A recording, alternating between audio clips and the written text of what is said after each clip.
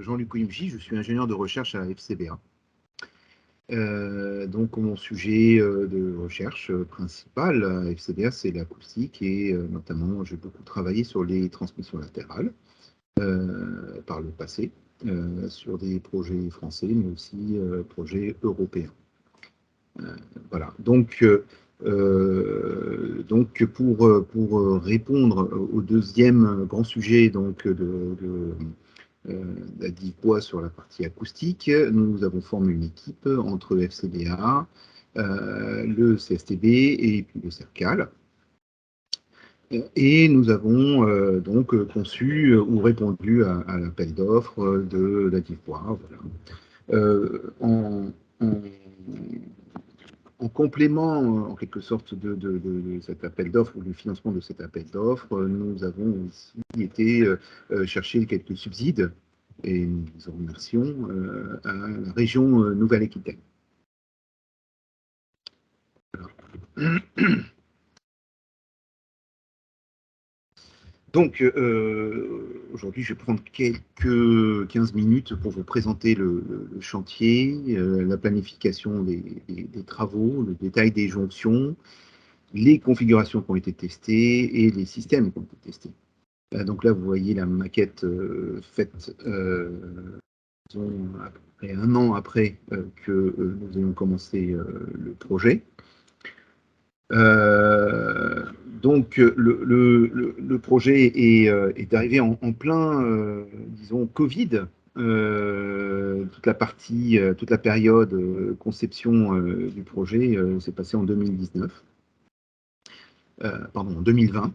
Et donc, là, on voit le chantier qui a été déroulé en fin 2020, puisque toute la période antérieure, ça a été d'écrire, faire toutes les pièces concernant cette construction, de construire jusque la consultation des entreprises. Alors, l'entreprise qui a fait les travaux, c'est une entreprise bordelaise qui s'appelle IBS. Et donc là, ce qu'on voit à l'écran, c'est la position, enfin la zone de terrassement et la dalle et les premiers travaux. Pour ceux qui connaissent le site de FCBA, la cellule, donc la maquette, comme on l'a appelé, maquette acoustique à 10 voix, a été fabriquée au fond du parking en fait, de FCBA, dans une partie du parking qui est limitrophe avec notre voisin, la SAFT. Voilà. Donc, la dalle a été coulée en fin d'année et puis en début d'année, notre entreprise a commencé la mise en œuvre des éléments qu'il avait préfabriqués. Alors, le système constructif, c'est principalement du CLT en mur et en plancher, donc ça fait 4 pièces par étage, et le rez-de-chaussée est entièrement séparé par des parois en CLT, et donc tous les planchers sont faits en CLT. Voilà, donc là on voit le montage. Donc la maquette s'est terminée, enfin la fabrication ou la préfabrication de la maquette s'est terminée en février donc 2021. Voilà.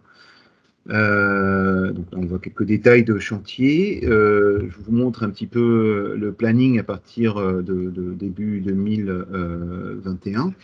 Les 3 premiers mois pour montrer un petit peu les interactions ou les activités qui ont eu lieu sur la maquette après sa fabrication. Alors, on a commencé par, bien sûr, la fabriquer, l'étancher, et puis on a commencé aussi par vérifier qu'elle respectait bien les conditions normales d'utilisation.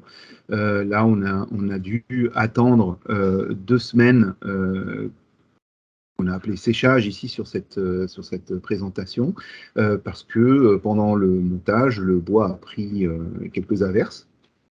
Et donc, on a décidé de mettre des éléments de chauffe à l'intérieur et de ventiler un petit peu la structure pour, en tout cas, avant de tester et puis surtout avant de doubler. Voilà. Donc, les premiers doublages qui ont été mis en œuvre, ça a été les doublages des façades. Donc, le système de façade, c'est un système FOB, donc ossature bois, avec deux plaques de plâtre sur structure métallique devant la façade. Voilà. Voilà. Donc voilà la maquette terminée en février, et puis à ça on a ajouté bien sûr un échafaudage pour pouvoir y accéder.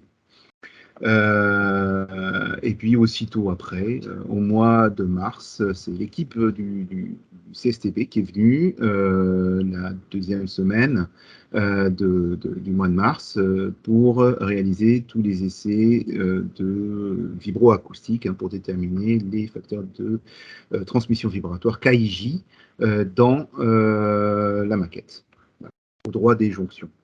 Voilà, alors donc je vais peut-être donner quelques détails sur ce qu'on a fait exactement.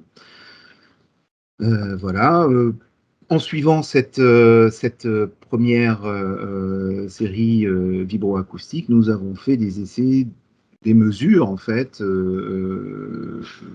qui s'apparentent à des mesures in situ. Je dis qui s'apparentent parce qu'elles ont été faites avec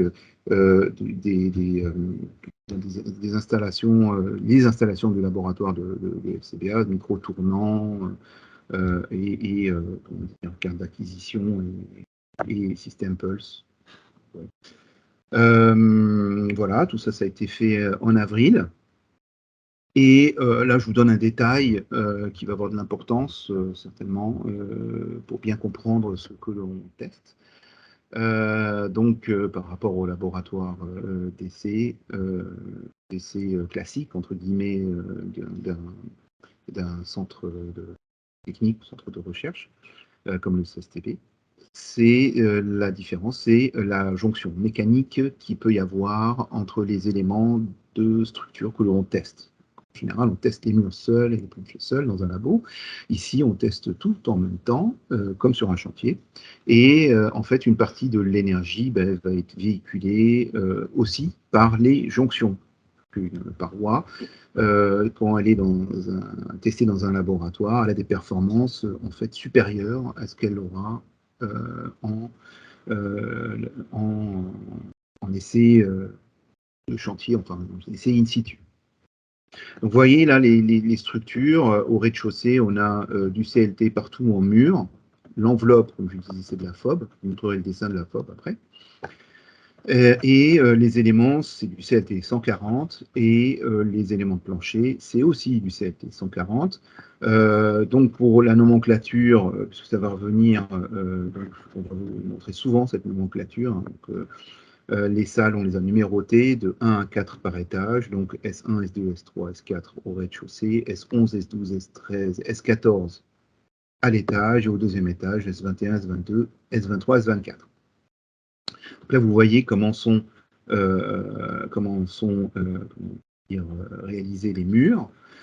À l'étage, il y a une petite différence par rapport au rez-de-chaussée, c'est que le mur séparatif entre les deux grandes pièces, donc S13 et S14, en fait, ça a été une SAD dans laquelle il y avait un poteau apparent. Voilà. Donc on l'a laissé apparent à ce stade de la manip. On verra plus tard ce qui arrivera. Et puis pour le dernier étage, nous avons toujours des SAD. Vous voyez, celle-ci elle est perpendiculaire à celle de l'étage inférieur. Et puis ici, entre les deux petites pièces, au droit du mur CLT, à l'étage, nous avons un mur en SAD aussi.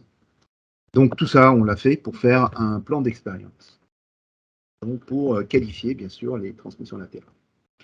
Alors, il y a un autre sujet sur lequel on s'était concentré, je pense on en parlera un peu plus loin, en tout cas peut-être Cathy en parlera, c'est les liaisons. Donc nous avions des liaisons, vous voyez, sur muralière, au rez-de-chaussée. Donc je repars un petit peu en arrière. Au rez-de-chaussée, nous avons des murs, des planchers qui sont posés sur des équerres d'un côté et une muralière de l'autre.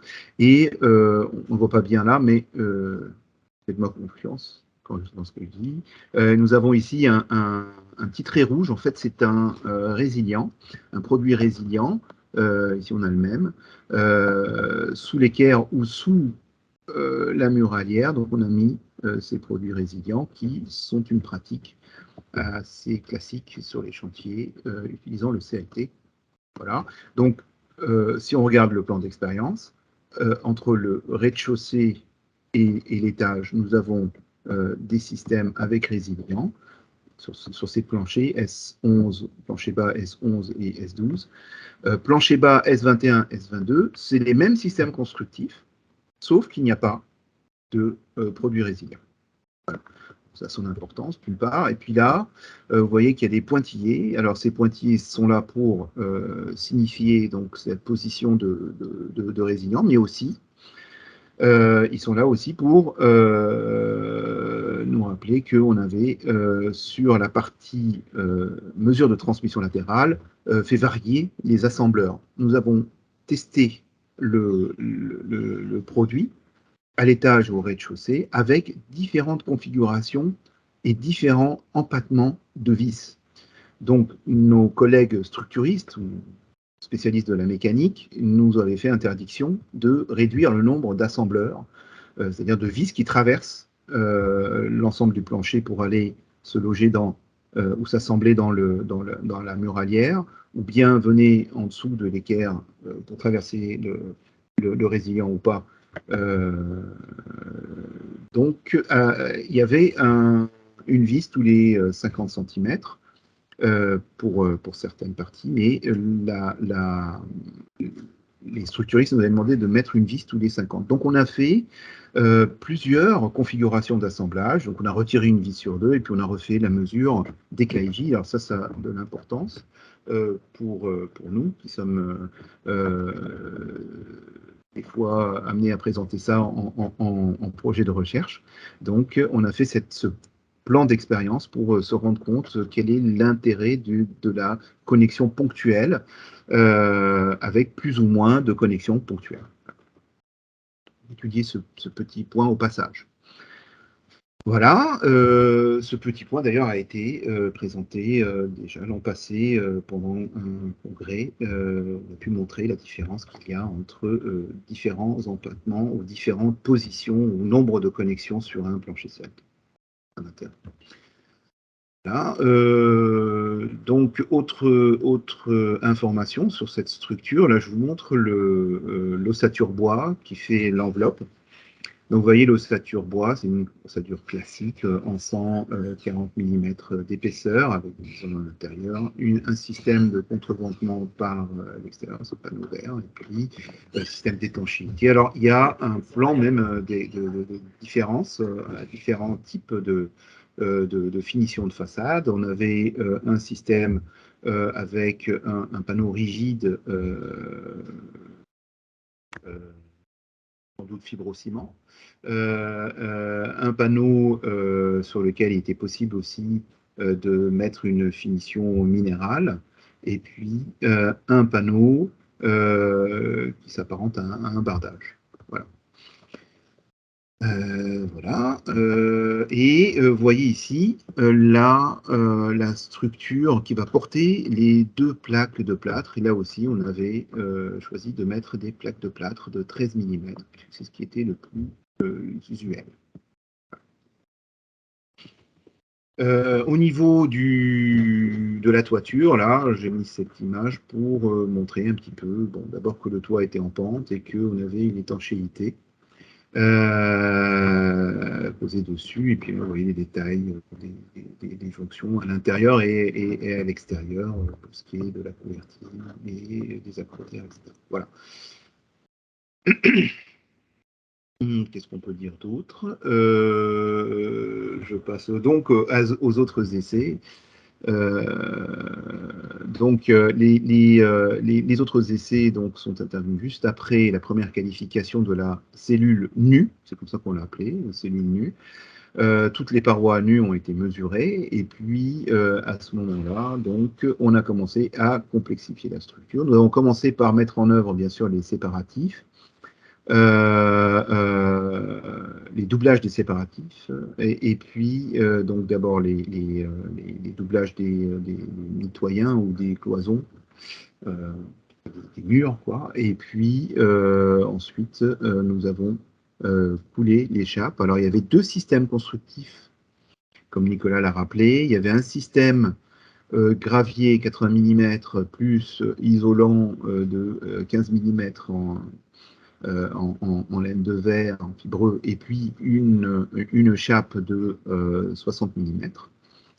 Ça, c'était au-dessus des petites cellules, donc S1, S2, entre S1 et S11, et S2 et S12, voilà, et puis à l'étage, juste au-dessus. Je peux remettre peut-être l'image, là, ici, ça va vous repérer.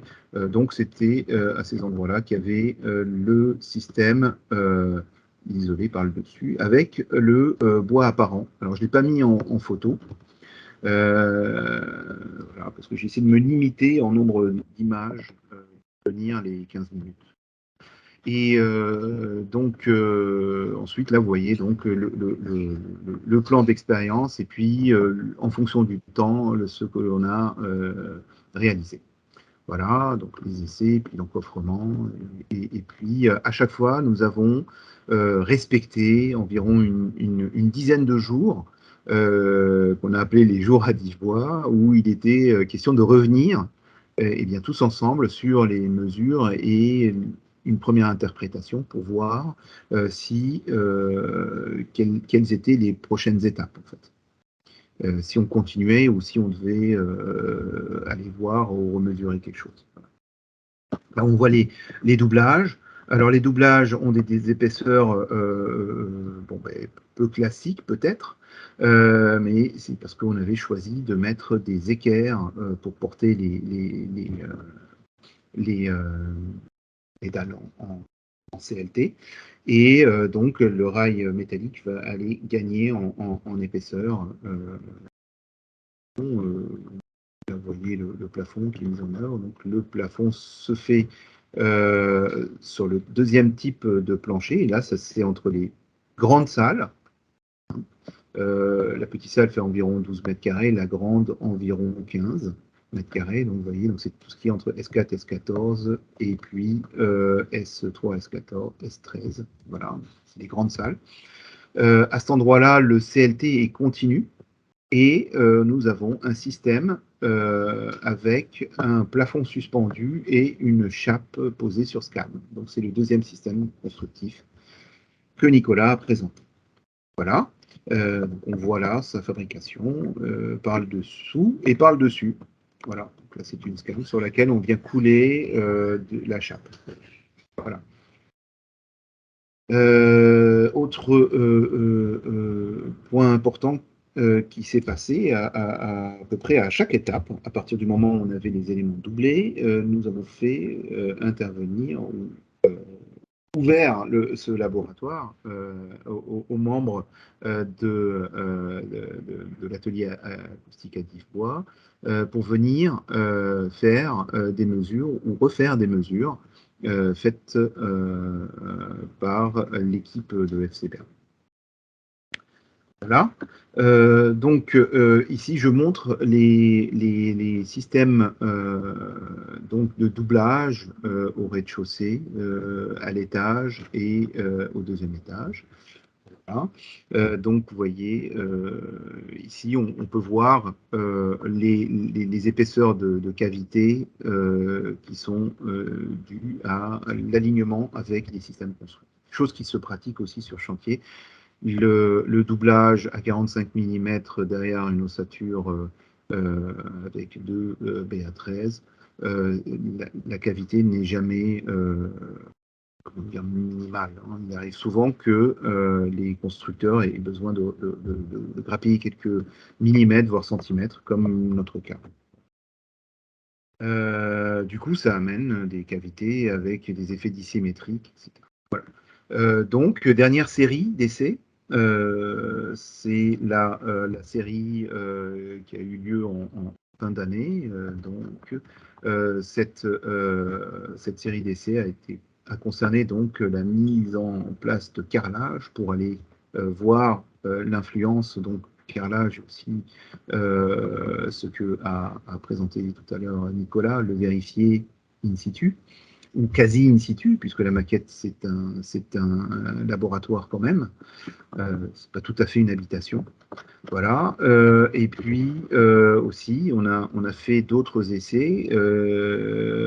Donc, un essai dans lequel on a réduit la salle au rez-de-chaussée à une demi-salle pour fabriquer donc un élément ou une pièce inférieure, plus, qui s'apparente plus à une pièce d'habitation petite pour voir l'influence du volume de la pièce en section.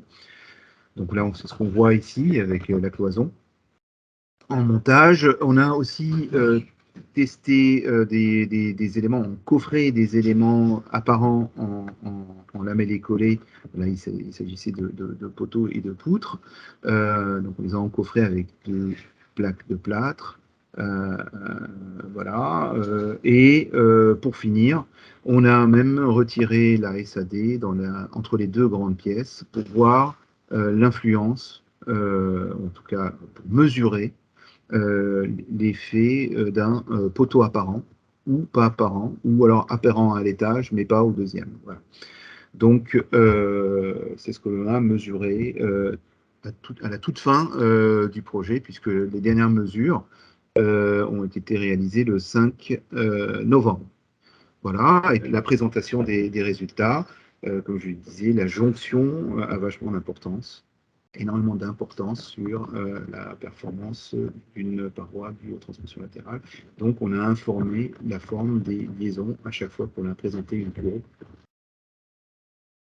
Donc, je vous remercie de votre attention et merci à l'atelier et à toutes les personnes qui sont présentées sur cette affiche.